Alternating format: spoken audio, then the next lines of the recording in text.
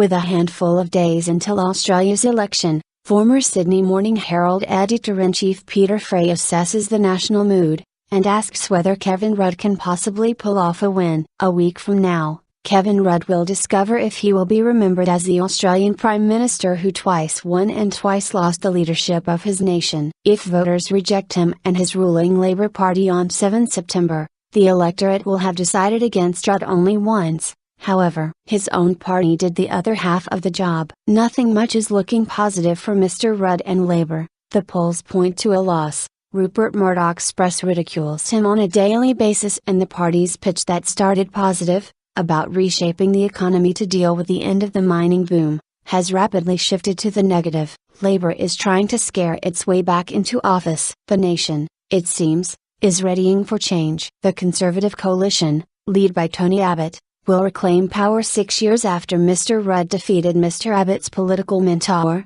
John Howard. Or so it all seems. But could Kevin Rudd, knifed by his own party in 2010 prior to that year's election, pull off a miracle? Several factors lead to a firm no, a handful to a very slim yes. Here they are. Australian political history is littered with rejected, written off and resurrected leaders. John Howard, Coalition, and Paul Keating, Labour, the Prime Ministers immediately prior to Mr. Rudd, were each considered defeated either by their own parties, voters, or both in their time. They each returned to glory, Mr. Keating winning against all odds in 1993, Mr. Howard reclaiming first his own party's leadership after twice losing it, and then winning 4 elections. But Mr. Rudd is something else again. To recap, he wins the 2007 election but, prone to micromanaging, he rapidly drives his ministers, his party and the bureaucracy mad. Whispers start. The polls slump, he loses his nerve on key policies, he loses face at the Copenhagen Climate Conference. Business gets offside. As if waking from a dream, his party reminds itself that Mr. Rudd, a diplomat by training, isn't really one of them. With the backing of party machine men, his deputy, Julia Gillard, knifes him in June 2010. Barely has the country had time to digest its shock and anger at the removal of a sitting prime minister by means other than public ballot, when Ms. Gillard, Australia's first female prime minister, sets off on the election trail. She performs poorly. So much so that, at the height of the campaign, she promises to be more like herself, to show voters the real Julia. The country is confused and disappointed. Labour falls over the line after Election Day, eventually claiming sufficient seats to form a minority government with the Greens and a handful of independents. The subsequent parliament is productive but chaotic. Mr. Abbott says a lot. Everyone squabbles. Politics gets very personal. Voters turn off. Parliament looks more like a kindergarten, as John Chalmers, Group Communications Manager for media intelligence company Isent notes. The public disliked immensely the personal attacks on Ms. Gillard and Mr. Abbott, and the leadership challenges by Rudd. Both sides suffer but, being in power, Labour bears the brunt. 3 years on, as her poll numbers slump, and key policies founder, the Labour caucus knifes Julia Gillard and brings back Kevin Rudd. Again, allowing voters little time to think about what has happened, and having ditched or amended several key Gillard policies, Mr. Rudd heads to the polls. And where has that got the Australian electorate? Confused, again, anxious and, I suspect, ready to give someone a big bloody nose. Jeff Kidney, an astute Canberra-based political journalist, writing in the Australian Financial Review, says voters want a return to some peace and quiet in politics. In other words, they want grown-ups, not squabbling kids. He's right. The Australian Electoral Study at the Australian National University has been tracking attitudes to politics and politicians since 1987. It has a powerful and effective method. It surveys voters' attitudes after the election, thus removing much of the noise inherent in the campaign. In 2007 and again in 2010, Kevin Rudd was rated the most popular politician in the country. In 2007, Mr. Rudd's score, dislike v like, beat the high recorded in 1987 by legendary Labour populist Bob Hawke. In 2010, when he wasn't even party leader, Kevin Rudd beat both Julia Gillard and Tony Abbott. Mr. Rudd was seen as competent, smart and compassionate. But now the magic has worn off. As the study's co-author, Ian McAllister, says, trust declines. As a new person emerges, trust increases, and as we get to know them, trust declines. Trust is not the same as like, especially in this Facebook world,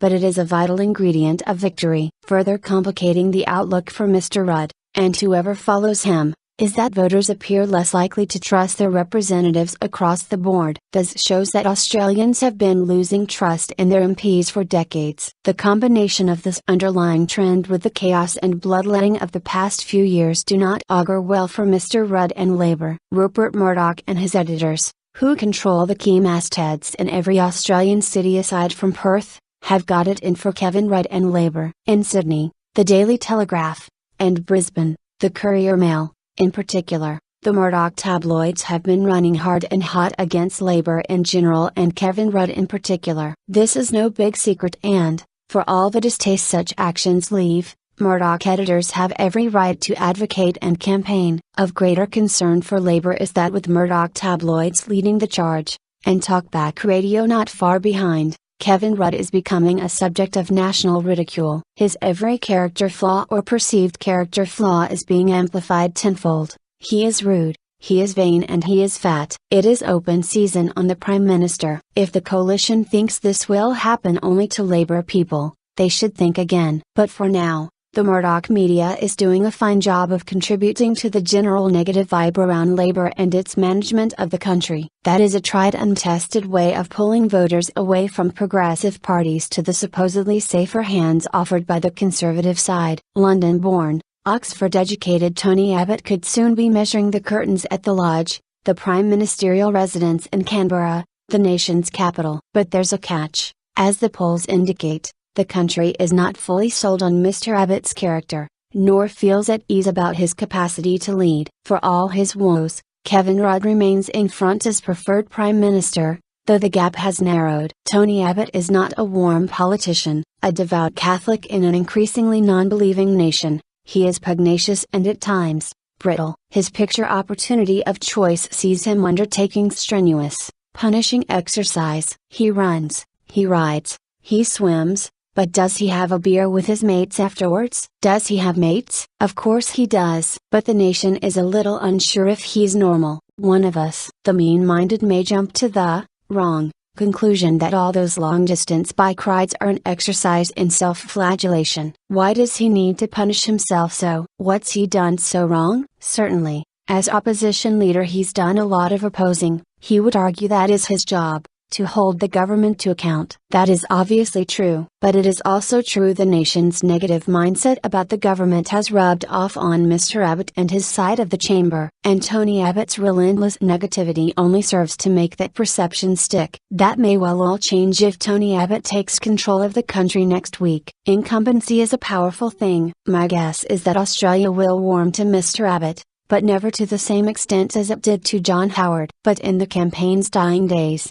Labour can be expected to beat up on Abbott more and more, if only to see if he will crack. He may, but it's a long shot. Labour's best hope of saving a heap of seats may yet rest with younger voters, a volatile voting bloc that represents more than 26% of the electorate. Research by the Whitlam Institute, a group within the University of Western Sydney, identifies younger voters as the potential flag carriers of a new fluid electorate. Distinct from the more traditional swinging voter, authors Ron Booker and Eric C. Doty see these 18-24-year-old voters as permanently unaligned and developing electoral habits of their own making. Whether such a grouping can be mobilized to save Labour and Kevin Rudd would appear unlikely. But it is largely true that Labour has won the social media battle, and Mr. Rudd's penchant for selfies with any voter within 2 meters holding a smartphone, may give him an edge over Mr. Abbott. Again, this is a long shot. Labour was once privately and publicly admired for its win-at-all-costs approach to politics. The party was tough and successful. Now it has been infected by what looks like a killer virus. Kevin Rudd was supposed to give Labour a chance to save the furniture, and yet he appears to be using the same woodwork to build Labour's funeral pyre. Julia Gillard is not contesting the election, and neither are several of her former ministers. With such a turnover in talent,